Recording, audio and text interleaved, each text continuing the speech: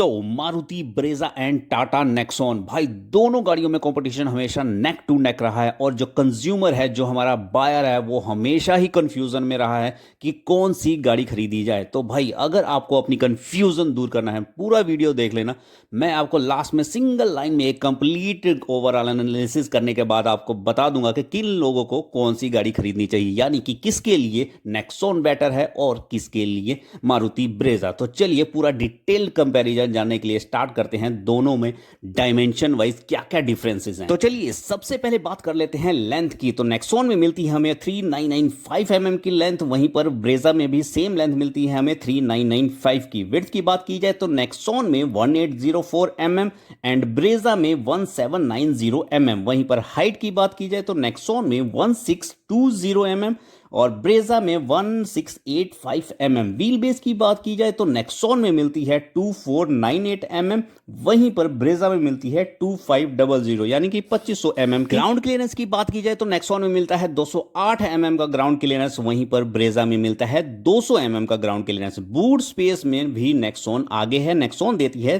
382 mm का boot space, 382 litre का boot space, और ब्रेजा में मिलता है 328 लीटर का बूट स्पेस। तो ये हो गया ओवरऑल डायमेंशन। तो ओवरऑल डायमेंशन के हिसाब से स्ट्रक्चर वाइज अगर देखा जाए तो ब्रेजा में सिर्फ हाइट ही ज्यादा है, अदरवाइज हर सेगमेंट में, चाहे वो लेंथ अगर आप मान लो, चाहे व्हील बेस मान लो, चाहे ग्राउंड क्लियरेंस मान लो, तो यहां पूरी तरह से नेक्सॉन हावी है ब्रेजा के ऊपर। तो चलिए अब बात कर लेते हैं दोनों गाड़ियों के इंजन स्पेसिफिकेशन के ऊपर। तो सबसे पहले नेक्सॉन के इंजन स्पेसिफिकेशन को देखते हैं। तो नेक्सॉन में मिलता है हमें 1.2 litre 3 cylinder turbocharge petrol engine, जो कि पावर प्रोड्यूस करेगा 118 bhp और 170 Nm का टॉर्क। नेक्सॉन में जो दूसरा इंजन मिलता है वो है diesel engine, 1.5 litre 4 cylinder turbocharge engine है, जो कि पावर प्रोड्यूस करेगा 113 bhp एंड 260 Nm का। तो अब बात कर लेते हैं ब्रेजा के इंजन स्पेसिफिकेशन की। तो ब्रेजा में जो सबसे भाई नेगेटिव पॉइंट अगर कहा जाए तो ब्रेजा डीजल इंजन में नहीं आती है। तो ऑलमोस्ट जितने भी कंज्यूमर हैं जो डीजल प्रेफर करते हैं, तो भाई वो ब्रेजा के ऊपर तो नहीं जाएंगे।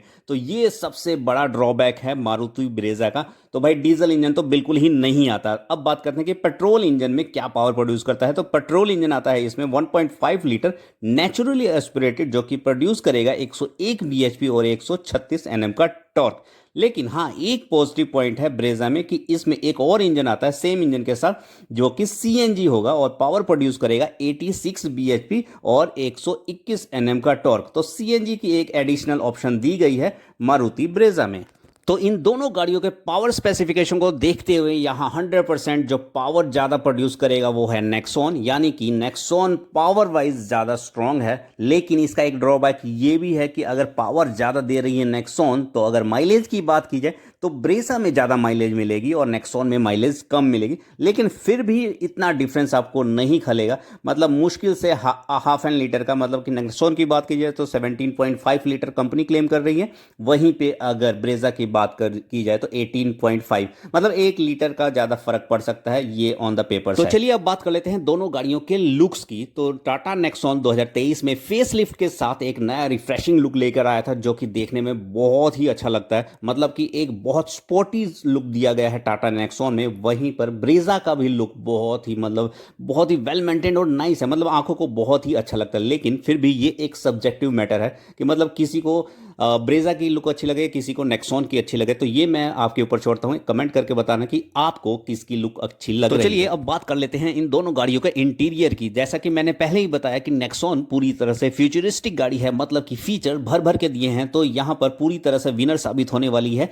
नेक्सॉन। फिर भी हम देख लेते हैं कि क्या क्या डिफरेंसेस है दोनों गाड़ियों में। तो नेक्सॉन में सबसे पहले मिल जाता है हमें फुली डिजिटल क्लस्टर, वहीं पर ब्रेजा में मिलता है एनालॉग प्लस MID। स्क्रीन की बात की जाए तो नेक्सॉन में मिलती है 10.5 इंच की स्क्रीन, वहीं पे ब्रेजा में मिलती है 9 इंच की स्क्रीन। नेक्सॉन में मिलता है वेंटिलेटेड सीट। भाई ब्रेजा में तो सपने में भी मारुति वाले नहीं सोच सकते कि भाई वो वेंटिलेटेड सीट देंगे भी या नहीं देंगे। मतलब हर गाड़ियों ने स्टार्ट कर दिया, लेकिन ब्रेजा अभी तक किसी भी वेरिएंट में अभी वेंटिलेटेड सीट लेकर ही नहीं आई है।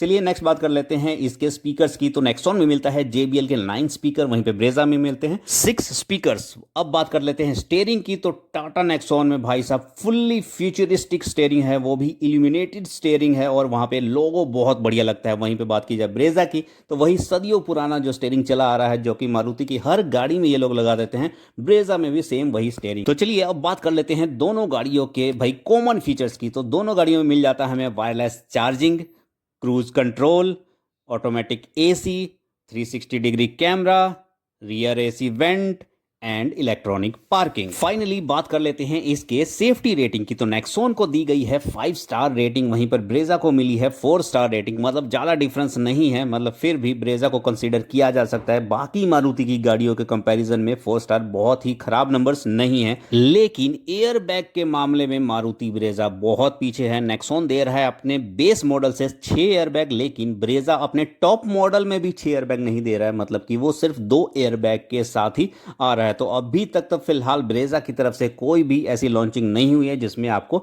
6 एयर बैग मिले। तो चलिए फाइनली इस वीडियो को कंक्लूड करते हैं और देखते हैं कि किन किन लोगों को कौन कौन सी गाड़ी लेनी चाहिए। देखिए, अगर आपकी रनिंग ज़्यादा हाईवे पर है, आप ज़्यादा ड्राइव एंथुसियास्ट हैं, मतलब आपको ड्राइविंग बहुत पसंद है, आप रैश ड्राइविंग करते हैं, आपको ऑफ ड्राइविंग ज़्यादा पसंद है, हिली एरिया में जाना पसंद करते हैं, तो आपके लिए नो डाउट आंख बंद करके आपको नेक्सॉन ले लेनी चाहिए, सीधी सी बात है। और अगर आप ऑफिस वर्क करते हैं, आपकी सिटी में ड्राइविंग जाता है, हाईवे पे कभी कभी चले जाते हैं, तो वो नो डाउट है। लेकिन अगर आप चाहते हो कि सेम इंजन आपको मतलब ऑफ रोडिंग के लिए दे दे ब्रेजा वाला, जिसकी मैं बात कर रहा हूँ, तो ब्रेजा उसके लिए नहीं बनी है। हाँ, ब्रेजा का इंजन बहुत रिलायबल है, रीसेल बहुत बढ़िया है, उसको आप 5-10 साल चलाने के बाद बहुत अच्छे रेट पर निकाल सकते हो, उसका रिलायबिलिटी में कोई डाउट है ही नहीं। तो वीडियो अच्छा लगा हो तो लाइक करना, कमेंट करना, सब्सक्राइब करना। Till then bye bye, take care.